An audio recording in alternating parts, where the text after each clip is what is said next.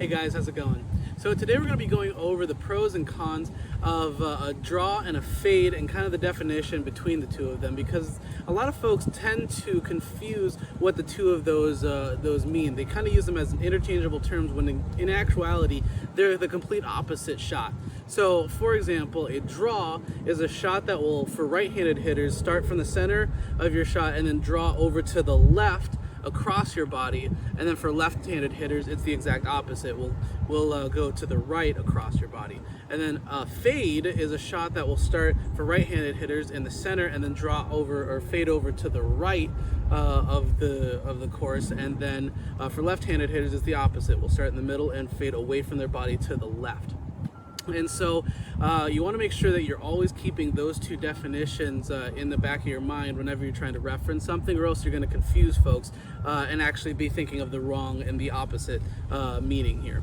And so as far as pros and cons go, you'll see a lot of pros be using these shots interchangeably for whatever purpose that they need and whatever strategy that they're using.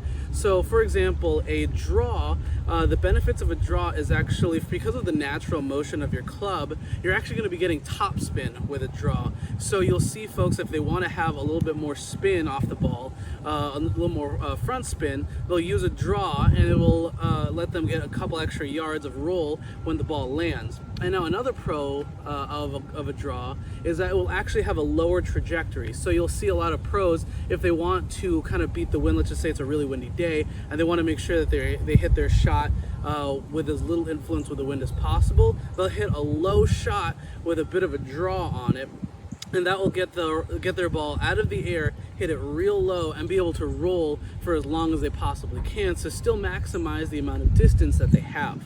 And so the fade is actually kind of the exact opposite of that. The spin is going to be a backspin, a natural backspin motion for that. So you'll see a lot of pros use a fade for an approach shot, and it'll actually be a lot easier for them to control that spin. So instead of getting a lot of front spin on the shot and maybe having that ball roll too far, they'll actually be able to stop it on a dime. You'll see it, what they call a check shot. They'll check up, and then you might even see it spin back a little bit.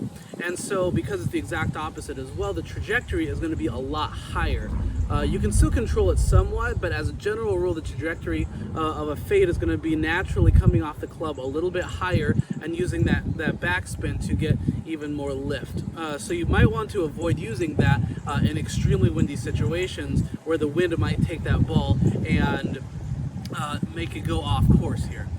So as far as strategy goes, if you guys can get a draw and a fade down a little bit more right on a consistent basis, you'll be able to, on the course, use those two different shots to help you open up the course and have a lot better strategy, so you can put yourself in a better situation in each hole and be able to think about other options that you might have instead of just hitting your normal shot.